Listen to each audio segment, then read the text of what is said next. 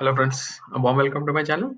Well दोस्तों, आज हम बात करने वाले हैं आईपीओ के बारे में। तो दोस्तों, जैसा कि आप देख रहे हो कि अभी जैसा कि कोरोना का सिचुएशन खत्म हो रहा है, धीरे धीरे नए नए आईपीओज आ रहे हैं। बिकॉज बहुत सारे आईपीओज हैं जो कि होल्ड पे थे, जो आने वाले थे लेकिन अभी आना स्टार्ट किए हैं। लास्ट आईपीओ जो हमने देखा था रोजारी बायोटेक, उसने बहुत अच्छा खासा आपको लिस्टिंग गेन दिया था। तो बेसिकली आईपीओ का सीजन धीरे धीरे ओपन हो रहा है, बिकॉज बहुत दिन आईपीओ नहीं आए हैं। उसके चलते क्या हो रहा है कि जैसा कोई भी मार्केट में नया आईपीओ आ रहा है, कितना भी छोटा आईपीओ, फिर भी लोग बहुत ज्यादा इंटरेस्टेड है उसमें पैसे लगाने के लिए, क्योंकि एक डिमांड सा बना हुआ है आईपीओ का। तो उसी के चलते वीडियो में कंटिन्यू करने के लिए मैंने आज का टॉपिक भी वही उसी से रिलेटेड चूज किया है, जहाँ पे मैं बात करने वाला हूँ आपके साथ हैप्पीएस्ट माइंड टेक्नोलॉजीज आईपीओ, जो कि कल से स्टार्ट होने वाली है, 3 दिन चलने वाली है, 7, 8, 9, उस आईपीओ के बारे में। तो आईपीओ में पैसा लगाना चाहिए नहीं लगाना चाहिए, उसके बारे में थोड़ा सा डिटेल्स हम जानने की कोशिश करेंगे। एंड ये जानने की कोशिश करेंगे जो बोर्ड ऑफ डायरेक्टर्स है उसमें कौन कौन से मेंबर्स हैं, एंड देन कंपनी ने कितना अभी तक मुनाफा किया है, क्या प्रॉफिट किया है नहीं किया है। एंड सबसे इंपॉर्टेंट चीज हम ये देखेंगे कि ग्रे मार्केट में क्या उसका प्राइस चल रहा है। उससे एक अंदाजा लगता है कि जो लिस्टिंग है वो लिस्टिंग गेन में आपको कोई मुनाफा हो सकता है कि नहीं। तो चलिए दोस्तों, आगे बढ़ते हैं वीडियो में। तो सबसे पहले कंपनी जो है happiest mind technology IT company है, उसके बारे में हम थोड़ा सा डिटेल्स में बात करेंगे। यहाँ मैंने एक स्नैपशॉट दिया है जो कि बहुत इंपॉर्टेंट डेट है, इसके बारे में हम डिटेल्स में आगे बात करेंगे। जस्ट एक समरी देने के लिए, 7 से 9 तक का ये ओपन है विंडो, मंडे ट्यूसडे वेडनेसडे का। 14 तारीख को ये फाइनलाइजेशन होगा, आपको पता चल जाएगा अलॉटमेंट आपको हो रहा है कि नहीं। अगर आपका अलॉटमेंट नहीं हुआ है तो 15 सितंबर को आपको पैसे वापस मिल जाएंगे। फाइनली ये शेयर एक्चुअली आपके डीमैट अकाउंट में क्रेडिट हो जाएंगे उसी दिन 15 तारीख को। एंड 17 सितंबर वो डेट है जब से वो लिस्ट होगा एंड उसका ट्रेडिंग स्टार्ट होगा। तो ये सारे इंपॉर्टेंट डेट्स है, आपको दिमाग में रखने हैं। आप इसका एक स्क्रीनशॉट भी लेके रख सकते हो। एंड आगे हम बढ़ेंगे उस वीडियो में। आगे बढ़ने से पहले दोस्तों, अगर आपने मेरे चैनल को अभी तक सब्सक्राइब नहीं किया है तो आप कुबेरपीडिया नाम से मुझे सर्च कर सकते हैं। आप चैनल को तो सब्सक्राइब, डायरेक्ट आपको सब्सक्राइब का लिंक मिल ही रहा होगा, आप कर सकते हैं। इसके अलावा आप मुझे सोशल मीडिया पे भी सर्च कर सकते हैं, कुबेरपीडिया नाम से सर्च करिए ट्विटर एंड टेलीग्राम में। एंड वहाँ पे आप अपने क्वेश्चंस, क्वेरी, सजेशन जो भी आपके है, आप मुझ तक अगर कुछ इन्फॉर्मेशन पहुंचाना चाहते हैं, आप वेरी वेल आप वहाँ से कर सकते हैं। तो चलिए आगे बढ़ते हैं। हम थोड़ा सा बेसिक्स जान लेते हैं, बहुत ज़्यादा डिटेल्स जानने की ज़रूरत नहीं है, बिकॉज कंपनी के बारे में सारा इन्फॉर्मेशन ऑनलाइन अवेलेबल है। बट उतना सारा इन्फॉर्मेशन रिसर्च करके इन्वेस्ट करने के लिए हमारे पास टाइम भी नहीं है, उतना ज़्यादा हमको डिटेल्स देखना भी नहीं है। बेसिक चीजें मैं यहाँ पे कवर करूंगा। तो सबसे इंपॉर्टेंट चीज, कोई भी कंपनी में जब आप इन्वेस्ट कर रहे हो, क्योंकि वो आईपीओ है, इनिशियल पब्लिक ऑफरिंग है, फर्स्ट टाइम कंपनी आ रही है, तो कंपनी के बारे में शायद आपको उतना नहीं पता हो। स्पेशली जो लोग आईटी इंडस्ट्री से बिलोंग नहीं करते हैं, उनको शायद उतना आइडिया नहीं भी हो कि क्या कंपनी है, कंपनी क्या बिजनेस करती है नहीं करती है। तो हमारे लिए सबसे ज्यादा जरूरी इंपॉर्टेंट चीज ये है कि देखना कंपनी का मैनेजमेंट है वो किसके पास है। तो सबसे पहले अगर हम देख लें कंपनी के जो एग्जीक्यूटिव चेयरमैन है, जो डायरेक्टर है कंपनी के, मिस्टर अशोक सुता, उनके बारे में अगर हम देखें तो बेसिकली उन्होंने इलेक्ट्रिकल इंजीनियरिंग की है आईआईटी रुड़की से, जो अभी आईआईटी बन गया। वैसे पहले जब उन्होंने किया था तो वो यूनिवर्सिटी ऑफ रुड़की था। उसके बाद उन्होंने एमबीए भी किया है, एंड एमबीए उन्होंने किया है Asian institute of management Philippines से। सबसे इम्पोर्टेंट चीज यहाँ पे देखने वाली ये है कि यहाँ चेयरमैन और मैनेजिंग डायरेक्टर बनने से पहले वो बेसिकली माइंडट्री लिमिटेड के एक्चुअली फाउंडिंग चेयरमैन थे। तो which is a very important thing. Mindtree आप सबको पता है कितनी बड़ी कंपनी है आज के डेट पे, इतना बढ़िया काम भी कर रही है।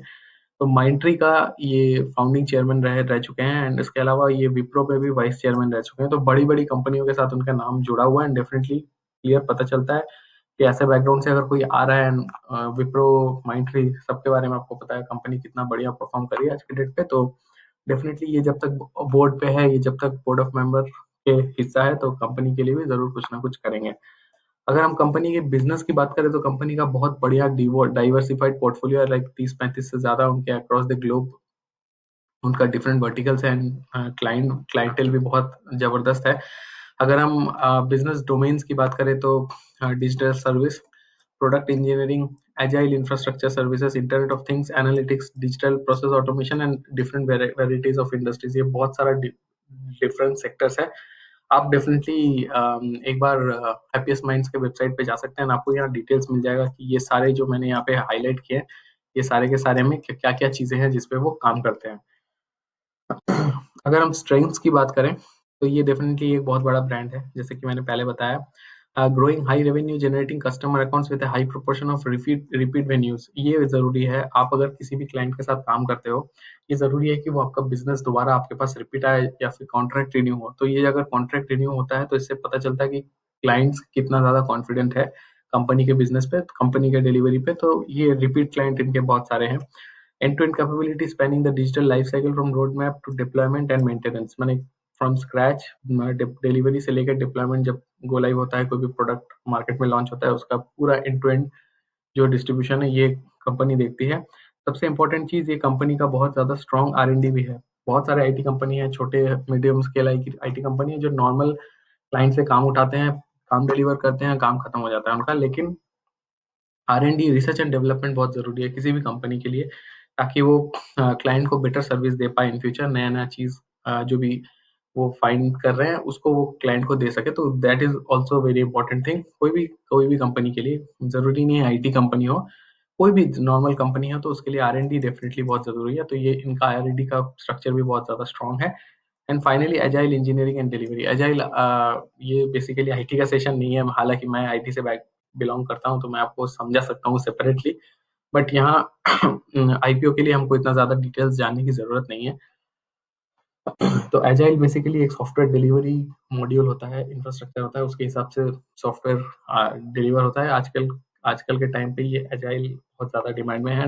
मोस्टली जितने भी आईटी में प्रोजेक्ट होते हैं, जितने भी काम आईटी में डिलीवरी हो रहा है, एक डिलीवरी मॉडल है, वो एजाइल डिलीवरी मॉडल है। तो उस पे ये कंपनी मैक्सिमम काम करती है। तो दैट मीन्स कंपनी बिल्कुल लेटेस्ट अपडेटेड है, लेटेस्ट ट्रेंड ऑन टेक्नोलॉजीज में काम कर रही है। ये जो आप देख रहे हो इंटरनेट ऑफ थिंग्स, ये सबसे ज्यादा बूमिंग थिंग है अभी। तो ये सब बहुत बढ़िया है इनका, तो बिजनेस प्रोस्पेक्ट इनका बहुत बढ़िया है। चलिए थोड़ा सा और डिटेल्स में हम जान लेते हैं। जैसे कि ये अगर मैं रेवेन्यूज की बात करूं तो यहाँ पे इन्होंने बेसिकली 3 साल का रेवेन्यू निकाल के दिया है। मेनली आप देख सकते हो 18, 19, 20, लेकिन जून का 20 का इन्होंने खाली जून तक दिया है, बिकॉज अभी तक एक ही क्वार्टर आया है, बाकी क्वार्टर के रिजल्ट आए नहीं है। तो उस हिसाब से अगर आप देखो तो मार्च में इनका जो टोटल एसेट्स था, एसेट्स कंटिन्यूअसली बढ़ता हुआ नजर आ रहा है।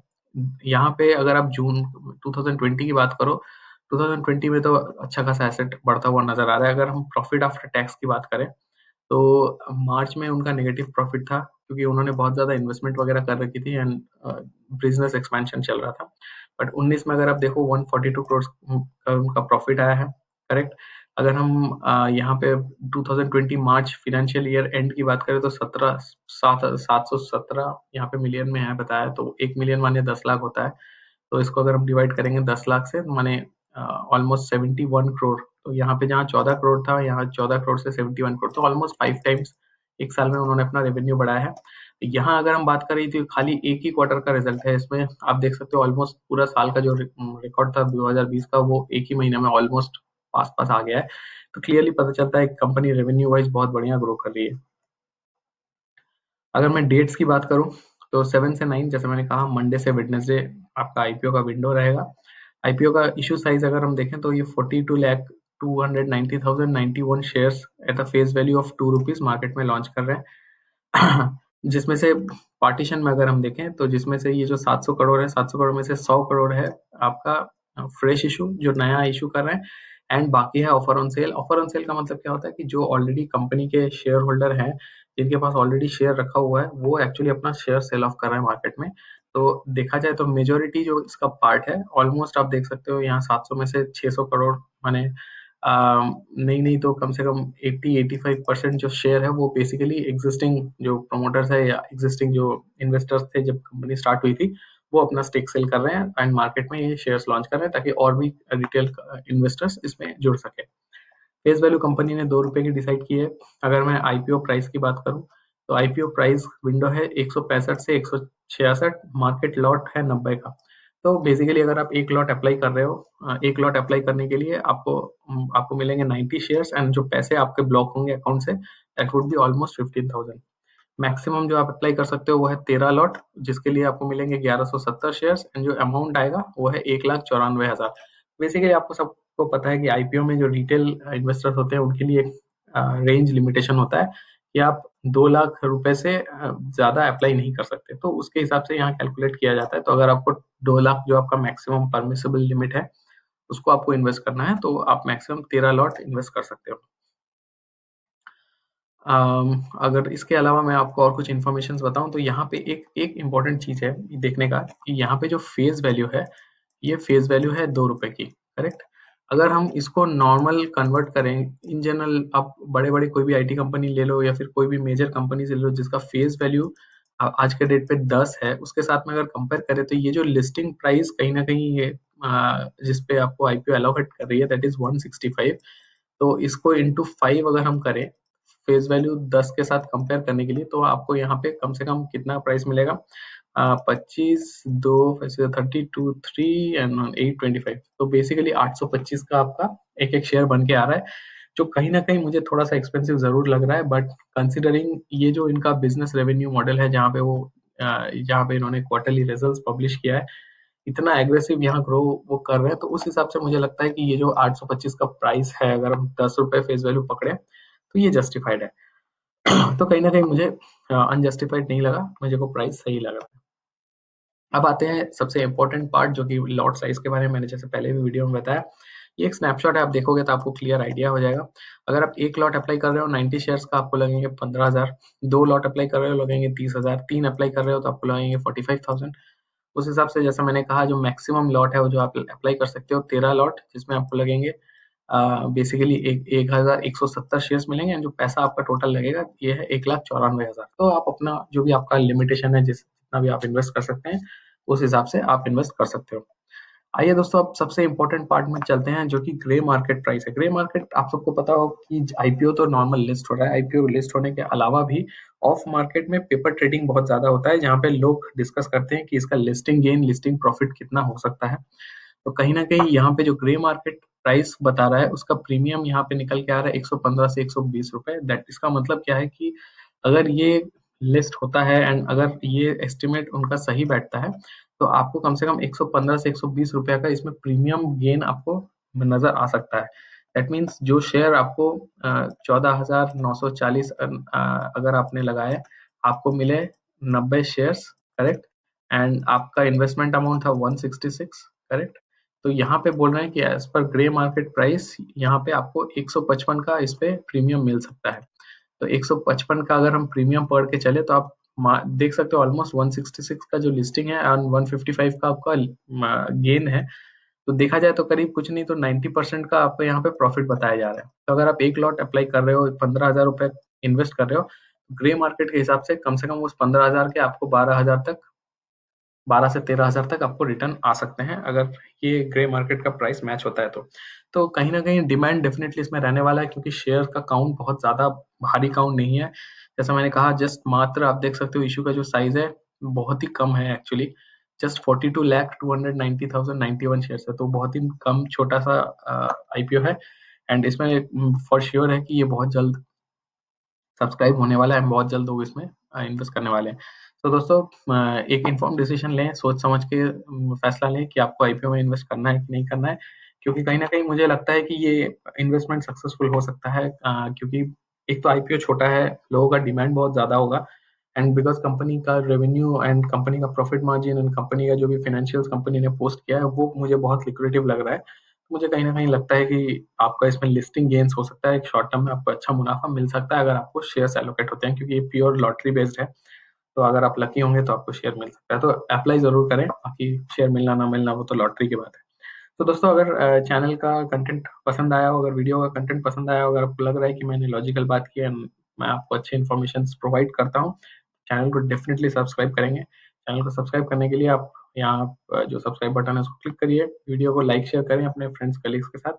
सबसे इम्पोर्टेंट मुझे कमेंट सेक्शन में ज़रूर लिख के बताएँ कि आपको वीडियो में क्या अच्छा लगा, क्या नहीं अच्छा लगा, आपको किस टॉपिक्स पे वीडियो चाहिए। मुझे इम्प्रूव करने में हेल्प होता है। आपका सपोर्ट चैनल के ग्रोथ के लिए बहुत-बहुत ज़रूरी है। मैं कोशिश करूँगा कि मैं अपना बेस्ट दूँ ताकि आपका भी फ़ायदा हो, मेरा भी इसमें चैनल ग्रो कर सके। अब वीडियो में अंत तक बने रहने के लिए बहुत-बहुत धन्यवाद and I wish you a lovely weekend and Monday के लिए all the best. Thank you so much. Bye bye.